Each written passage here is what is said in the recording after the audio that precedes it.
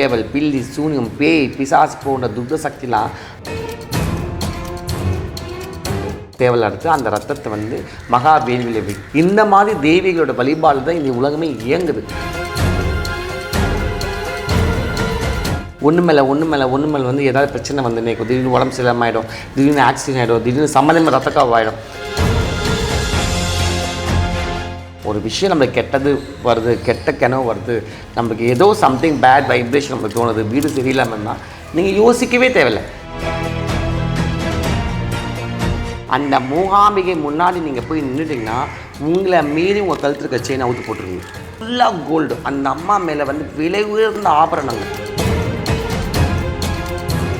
அந்த ஜெகன்மாதா, அந்த ஸ்வர்ணாம்பிகை இங்கே மூகாம்பிகையாக உட்காந்துருக்கானா, அப்போ இந்த இடம் என்ன மாதிரி இடம்? இங்கே வந்துட்டு போனாலே ஒரு மாற்றம் தான்.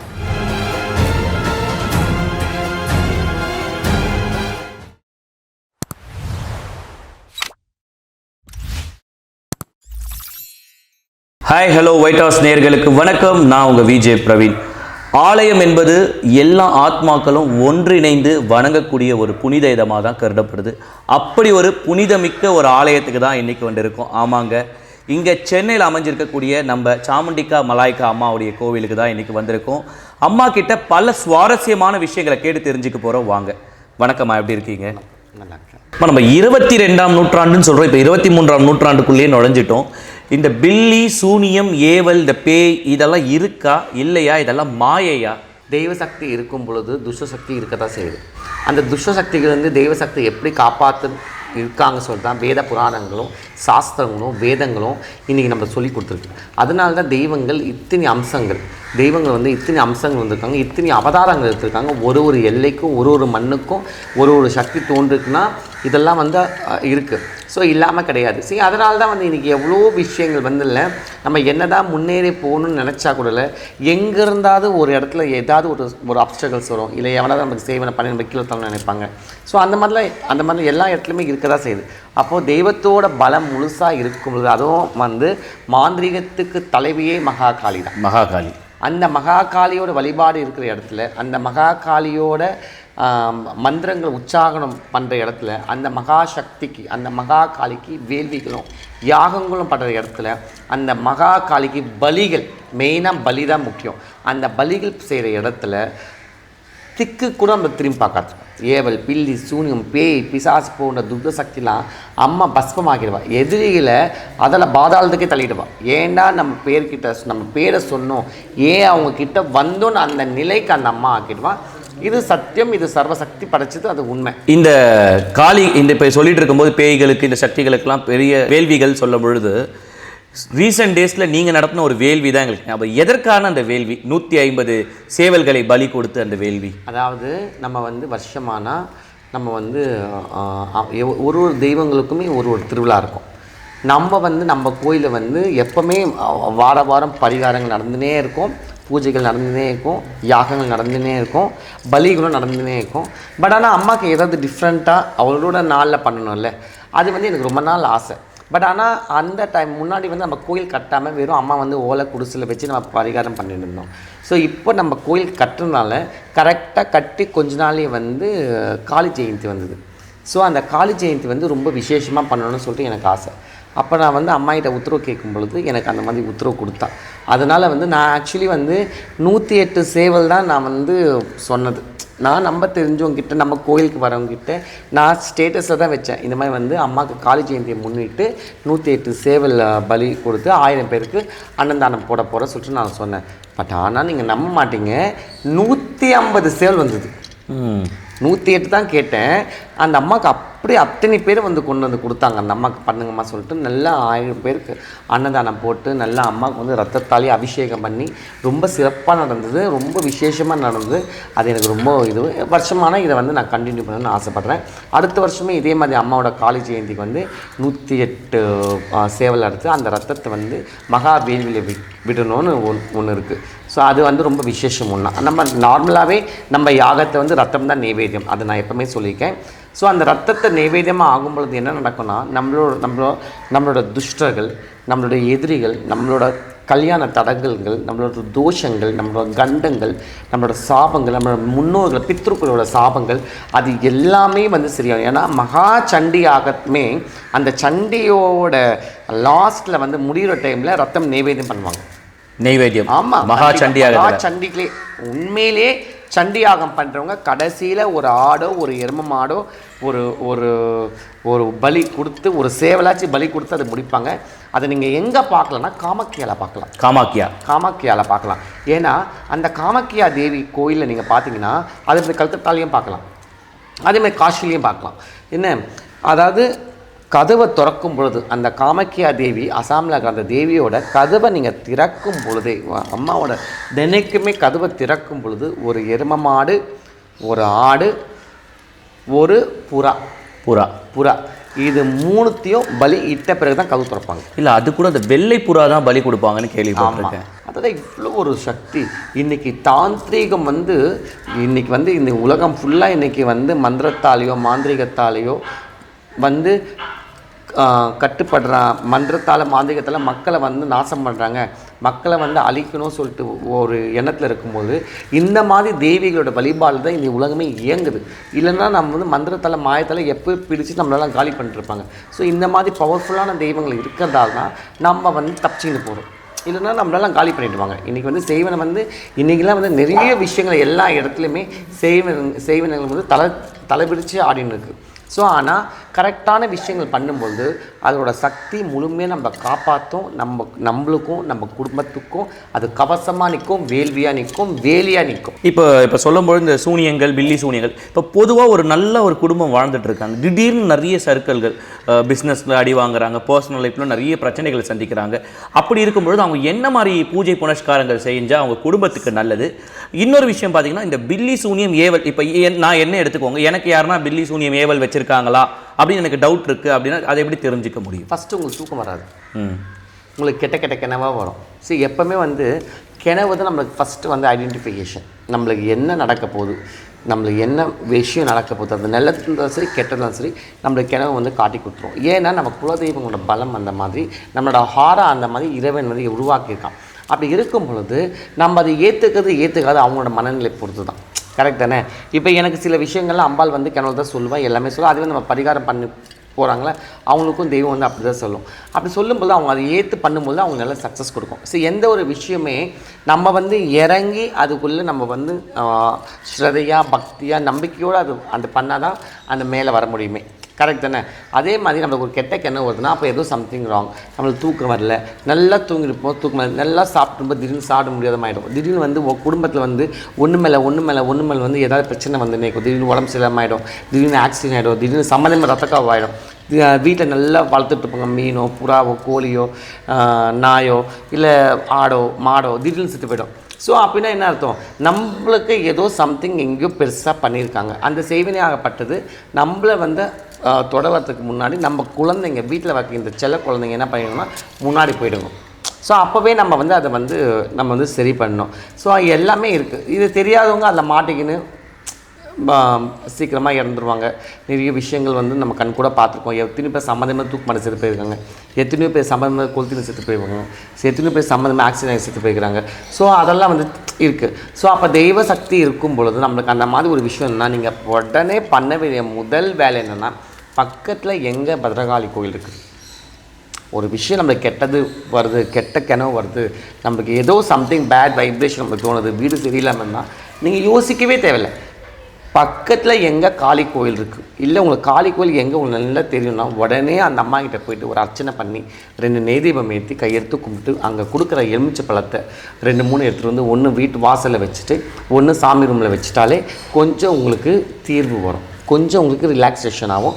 அதை கண் கூட நீங்கள் பார்க்கலாம். புரியுதா? அதுக்கப்புறமா நீங்கள் மேற்கொண்டு இந்த மாதிரி பரிகாரங்கள் பூஜைகள் பண்ணும்போது அதை நம்ம முழுசாக சரி பண்ணிவிடுவோம். இந்த பொதுவாக இந்த வீடுகளில் என்ன மாதிரி சுவாமி படங்கள்லாம் வைக்கலாம்?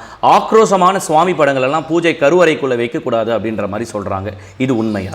சரி, ஆக்சுவலி வந்து குடும்பம் நடத்துகிற வீட்டில் வந்து குடும்பங்களோடு இருக்கிற தெய்வங்கள் தான் வைக்கணும். இப்போ சிவன் கூட சிவன் பார்வதி விநாயகர் அந்த மாதிரி ஃபோட்டோ வைக்கணும். பெருமாள் கூட பார்த்தீங்கன்னா அஷ்டலக்ஷ்மியாக இருப்பாங்க, பார்த்தீங்கன்னா 8 லக்ஷ்மியை சுற்றி இருப்பாங்க. மகாவிஷ்ணுவும் மகாலட்சுமியும் இருக்கிற மாதிரி இருப்பாங்க. முருகர் வள்ளி தேவியான வைக்கணும். அந்த மாதிரி எந்த தெய்வங்கள் வச்சாலும் நீங்கள் வந்து குடும்பத்தோடு வச்சு அது வழிபாடு பண்ணும்போது நல்லாயிருக்கும். அதே மாதிரி உங்களோட குலதெய்வம் எதுவாக இருந்தாலும் பரவாயில்ல. இப்போ சிலவங்களுக்கு வந்து காளியே குலதெய்வமாக இருப்பாள், சிலவங்க கருப்பசாமி குலதெய்வமாக, சிலவங்க முனீஸ்வரன் குலதெய்வம். அந்த மாதிரி குலதெய்வங்கள் இருக்கிறவங்க வீட்டில் அவங்களோட குலதெய்வம் எவ்வளோ உக்கிரமாக இருந்தாலும் பரவாயில்ல, அவங்க தாராளமாக வைக்கலாம்.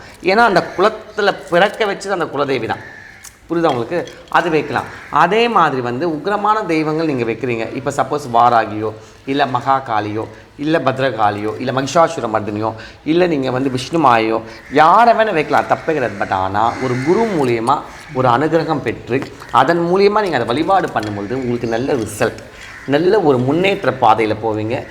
நீங்களும் நல்லா இருப்பீங்க, உங்கள் குடும்பமும் நல்லா இருக்கும், உங்களை சுற்றி இருக்கிறவங்களும் நல்லா இருப்பாங்க. இதுக்காக தான் வந்து உக்கிரமான தேவதைகள் கிட்ட போகும்பொழுது ஒரு குரு மூலிமா போகணும்னு சொல்லுது. இப்போ நம்ம கோயிலும் அதே மாதிரி தான். இங்கே இத்தனை பேர் வராங்கன்னா நானே வந்து அவங்களுக்கு ஃபோட்டோ கொடுத்து அந்த காளியின் உபாசனை எடுத்து எப்படி அவங்க பண்ணணும், எப்படி அந்த முறைப்படி பண்ணணும்னு சொல்லி கொடுத்து நம்ம யாகத்தில் உட்கார வச்சு நான் வந்து அந்த அனுகிரகம் பண்ணிடுவேன். அதனால அவங்களுக்கு வந்து அது ரொம்ப ஈஸியாகிடும். புரியுதா உங்களுக்கு? அதுதான் முறையும் கூட. நம்ம அதை விட்டுட்டு சும்மா நம்ம அங்கே போங்க இங்கே போங்க இப்படி இந்த ஃபோட்டோ வச்சு வைங்க இது அப்படிலாம், அது சும்மா அவங்க அது நம்மளுக்கு அந்த பாவம் வந்து சேரும். புரியுதா உங்களுக்கு? தவறான ஒரு வழிகாட்டினா அந்த பாவம் நம்மளுக்கு தான் வந்து சேரும். இப்போ நீங்கள் சொல்லும்பொழுது சொன்னீங்க குலதெய்வங்களை வந்து வீட்டில் வச்சு என்ன உக்கிரமான தெய்வமாக இருந்தாலும் வீட்டில் வச்சு வழிபடலாம் அப்படின்னு சொல்லி. சில பேருக்கு குலதெய்வமே என்னன்னு தெரியல. சில பேர் வந்து பார்த்தீங்கன்னா இந்த ரத்த காட்டேரியை குலதெய்வமாக வச்சுட்டு இருக்காங்க. அவங்க எப்படி வீட்டில் வச்சு புகைப்படத்தை வணங்க முடியும்? சில காட்டேரி பிடாரி இவங்களுக்குலாம் குலதெய்வம் அவசியம் கிடையாது. அதே மாதிரி காளிக்கும் குலதெய்வம் அவசியம் கிடையாது. ரொம்ப பிரச்சனைகள் செய்வினை அந்த மாதிரி இருக்கிறவங்களுக்கு இப்போ நாங்கள் பண்ணுறோம். நாங்கள் வந்து அது முறைப்படி வந்து அவங்களுக்கு சொல்லி கொடுத்து அந்த பூஜை முறையை முழுசாக சொல்லி கொடுத்து எப்படி ஆரம்பித்து எப்படி முடிக்கணும் சொல்லி கொடுத்து இந்த மகாசக்தியான வேள்வியில் அந்த சண்டி ஓமத்தை உட்கார வச்சு நாங்கள் பண்ணுறோம். ஸோ அது வேறு அது வேறு கதை அது. பட் ஆனால் இப்போ காட்டேரி பிடாரி எங்களுக்கெல்லாம் குலதெய்வம் இல்லைன்னா நீங்கள் என்ன பண்ணணும்னா அந்த குலதெய்வம் என்ன பண்ணணும், உள்ள சாமி ரூமில் அந்த அம்மாவை நினச்சி மஞ்சள் தடவி குங்குமம் இட்டு ஒரு விளக்கு எடுத்தினாலே போதும். அதே மாதிரி வீட்டு வாசல்லையும் அதே மாதிரி அந்த அம்மாவை நினச்சி ஒரு மஞ்சள் இட்டு ஒரு குங்குமம் வச்சு விளக்கு எதுனா பண்ணால் கண்டிப்பாக அம்மா வந்து அனுகிரகம் பண்ணுவாள். பட் ஏன்னா காட்டேரி வந்து எப்படின்னா நம்ம வந்து மிட் நைட்டில் தான் பூஜை பண்ணணும். அந்த குடும்பத்தை தவிர மற்ற யாரும் இருக்கக்கூடாது. அந்த சாப்பாடு கூட யாரும் சாப்பிடக்கூடாது சொல்லுவாங்க. அதுவும் எல்லாமே கருப்புலேயே கொடுக்கணும். சேவல் இருந்தால் கூட கருப்பு சேவல் ஒரு சட்டியில் வந்து சமையல் செஞ்சு எல்லாம் ஆக்கி அந்த குடும்பம் மட்டும்தான் சாப்பிடணும். மீதியை வந்து என்ன பண்ணுவாங்கன்னா பின்னாடி தோட்டம் இருந்தால் பள்ளம் தோண்டி புதைச்சிருவாங்க. இப்போ இருக்கிற சிட்டியில் வந்து எல்லாமே இருக்கிறத என்ன பண்ணுறாங்க, அதை கொண்டு போயிட்டு தண்ணியில் கரைச்சிடலாம். இல்லைன்னா வந்து ரோட்டு முனையில் இருக்கிற எங்கேயாவது இப்போ எப்படி மண் செடி எங்கே இருக்கோ அந்த செடியில் புதைச்சி அவங்க வந்து மூடிடணும். அதுதான் முறை. இப்போ பார்த்தீங்கன்னா இந்த வசிய மைகள் சொல்கிறாங்க, அந்த வசிய மைகள்லாம் இருக்கா உண்மையாக? வசிய மைகள் இருந்திருக்கு, முன்காலத்தில் இருந்திருக்கு, இல்லைன்னு சொல்லலை. ஏன்னா என்னோடய குருங்களே வந்து சொல்லியிருக்காங்க.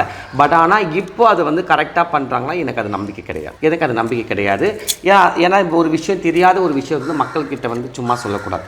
பட் எனக்கு என்ன தெரிஞ்சது எல்லாமே உண்மைனா தெய்வத்துக்கு முன்னாடி எதுவுமே கிடையாது, பக்திக்கு முன்னாடி எதுவுமே கிடையாது, பூஜைகளுக்கு முன்னாடி எதுவுமே கிடையாது. கரெக்ட் தானே? இப்போ நாமளே வந்து இங்கே வசியம் பண்ணி தரோம். எப்படி கணவன் மனைவி பிரிஞ்சுட்டா, இப்போ காதலர்களுக்கு காதல் பிரிச்சுட்டா அவங்கள ஃபோட்டோ வச்சு நம்ம அந்த மாந்திரிக பூஜையிலே கொண்டு வந்துடுவோம். ஏன்னா மகாகாளிக்கு மேலின சக்தி ஒரு எதுவுமே கிடையாது. அந்த பரிகாரங்கள் பண்ணும்போது, அந்த விரதங்கள் இருக்கும்போது, அந்த பலிகளை கொடுக்கும்போது கண்டிப்பாக அவள் கேட்டது கொடுத்து தான் ஆகணும். ஸோ அதனால் எவ்வளோ பேர் வந்து டைவர்ஸுக்கு போன கேசஸ்லாம் வந்து நான் வந்து இங்கே சரி பண்ணி கொடுத்துருக்கேன். அதில் எவ்வளோ பேர் வந்து நம்ம கோயிலுக்கும் எனக்கும் வந்து இன்னைய வரைக்கும் நிறைய நம்ம எல்லா பூஜையிலும் கலந்துட்டு நம்ம கோயிலில் ஒரு அங்கமாகவே ஆகியிருக்காங்க. ஸோ அதுதான் வந்து ஒரு முறை. இந்த வசிய மூலயமா இந்த மாதிரி விஷயங்கள்லாம் பண்ணலாம், தாராளமாக பண்ணலாம். பிஸ்னஸை விட்டு போன பிஸ்னஸை கொண்டு வரலாம், விட்டு போன செல்வத்தை கொண்டு வரலாம், விட்டு போன கணவன் மனையை கொண்டு வரலாம், விட்டு போன சொந்தங்களை கொண்டு வரலாம். நீங்கள் எதெல்லாம் வந்து உங்கள் வாழ்க்கையில் இழந்தீங்களோ அத்தனையுமே பத்ரகாளியோட பிரயோகத்தின் மூலியமாக கொண்டு வரலாம். சரி, நம்ம வந்து இப்போ நான் உங்களுக்கு சின்ன ஒரு எக்ஸாம்பிள் சொல்கிறேன்.